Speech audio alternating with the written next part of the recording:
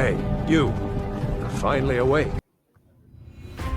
All jokes aside, at least I have your attention now.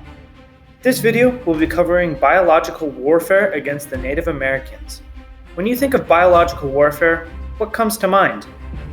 The thing you have to remember is that things like anthrax weren't used during the early colonial period. Europeans didn't have a basic concept of germs until around 1850. Europeans unintentionally brought diseases with them. However, the story doesn't end there. In fact, let's go to the beginning of biological warfare.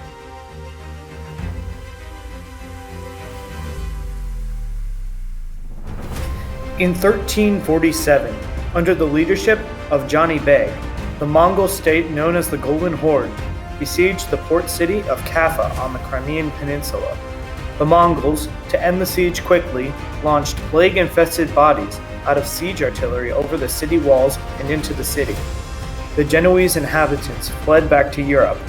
The Black Plague, as it would come to be known, killed an estimated 25 million people in Europe. These widespread effects associated with biological terrorism happened in the Americas as well.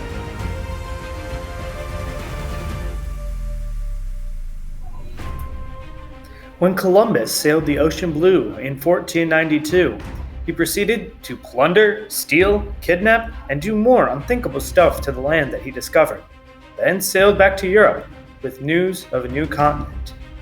The Columbian Exchange had begun. One of the first creatures to enter the Americas was the humble pig. Harmless, right? Wrong. Pigs were one of, if not the, most effective tool for European conquest of the Americas. The Spanish would release breeding pairs of pigs, then sail away.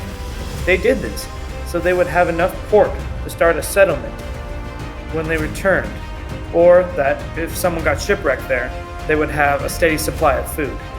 However, there were unknown consequences of these actions. The pigs would root and kill off the native foliage, making it easier for Europeans to settle. This destruction, though, killed off many species of native plants and animals. The pigs thrived in this new climate because of their large size, resistance to snakebite, and lack of natural enemies, making it into inland North America long before the Spaniards, spreading disease and killing off many Native Americans who hadn't even seen Europeans.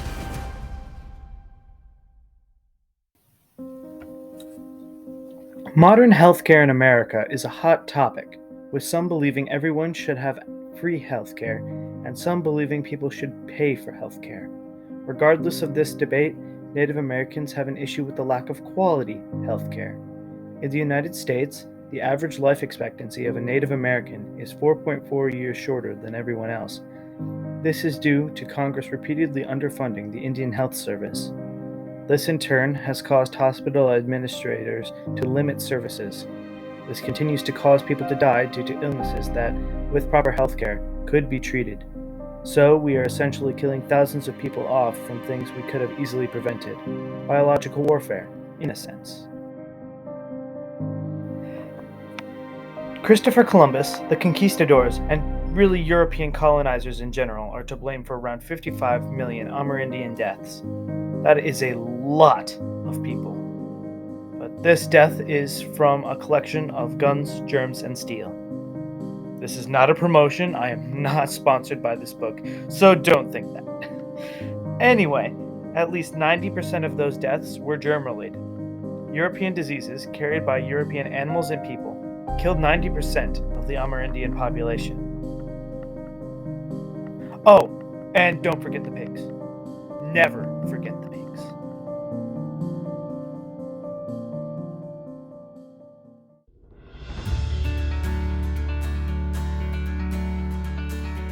What can you do to help? You may think killing pigs is the answer. Do not kill the pigs! All you really have to do is raise awareness.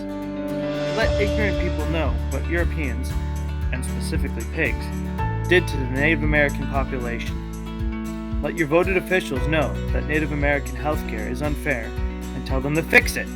You have the power. Use it. Huge thanks to ExtraCredits and the American Bar Association for providing the content used in this video. Also, huge thanks to you, the viewers, for watching. If you enjoy this content, why don't you check out my videos on Helios, the Forgotten Greek Sun God, on Spotify. That's all I have for now, so until next time, never stop hunting for the truth. Sayonara!